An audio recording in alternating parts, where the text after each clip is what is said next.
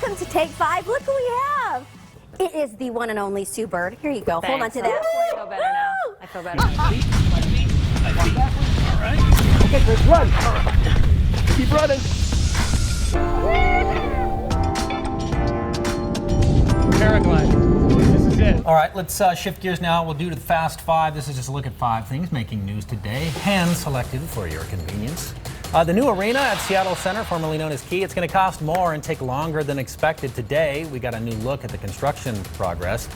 The hard hat tour. Most of the identifying features of the old building are gone. The new price tag, they estimate between $900 and $930 million. It is now scheduled to be finished the summer of 2021. The U.S. Census Bureau released 2018 data today, and it appears population growth is slowing. We've been talking about parenthood, one of those nightmare travel stories. She said, kids humble us. I finally got her to sit still. She threw up all over me. As we're watching the show, a lot of you are texting in. PM. What? You never know what you're going to see at the fair. Obviously, food's big. I used to think these were corn dogs until I moved to the Northwest, and I'm like, they're crusty pups. Trooper Batista's back! What are we working on today? Zipper merging properly. And you're still cool with me driving? I am. Here we go. Good, they still have their own lane. Merging, not See? zipper merging, but regular So that's merging. not considered zipper merging? Nope. First of all, you got to drive the Trooper. Yeah. Usually we ride along. I know. You get to drive. I know. That's my girl. I know. I was like, I'll drive. I got this. All right, welcome back, everybody. You know, yesterday was deadline day for bills in Olympia. Now, hundreds of bills, they actually died after failing to pass out of the State House and Senate before Wednesday's 5 p.m. deadline. Some of those bills, like the data privacy bill and the plastic bag ban. The data privacy bill would have required websites to let users know what personal information was being gathered about them. The plastic bag ban would have banned stores from giving out single-use plastic carry-out bags. Now, some bills that made it were like the measles vaccine exemptions and year-round daylight saving. Now, the measles vaccine exemptions bill removes personal or philosophical reasons to exempt children from the measles, mumps, and rubella vaccine. It was introduced amid the measles outbreak in the state that sickened 74 people. The daylight saving measure will make daylight saving time permanent if federal law changes. Both these bills cleared the Senate and will now go back to the House for a final vote. Ooh. And so another bill that passed is the dog breed discrimination bill. And the bill basically keeps cities from outright banning breeds like pit bulls and Rottweilers. Right now, there are close to 30 municipalities across the state that have breed bans. And now under this bill, those, I know, they're so smiley and cute. Yeah. Those local governments would have to exempt individual dogs that pass the AKC Good Citizen Test or something like it. Hey everybody, welcome back to Take 5. I'm with Lori Matsukawa after a great weekend. Yeah. Today we had some sun. We Did did. you like it? It was good. You had a very restful Sunday, I take it? I did. We did too. How are we getting the jump start on Monday? We've got a lot of news coming up. Of course, we're going to have the latest on that huge fire at Notre Dame Cathedral in Paris. The good news is firefighters were able to save those 2 iconic towers, even though the roof collapsed, as did their main spire, but also some of the contents were rescued. So that's the good news. Good. And today's the deadline for Russell Wilson's contract deal.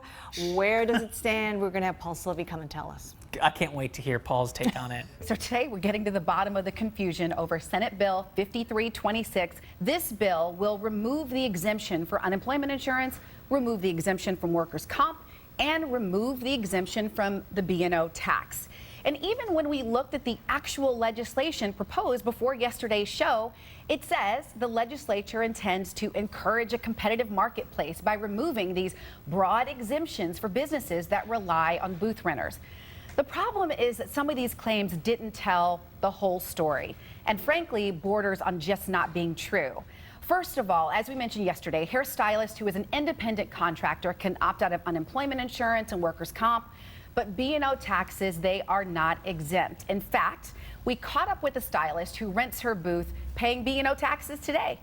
So we're going to file and pay taxes. I want to file my B&O taxes.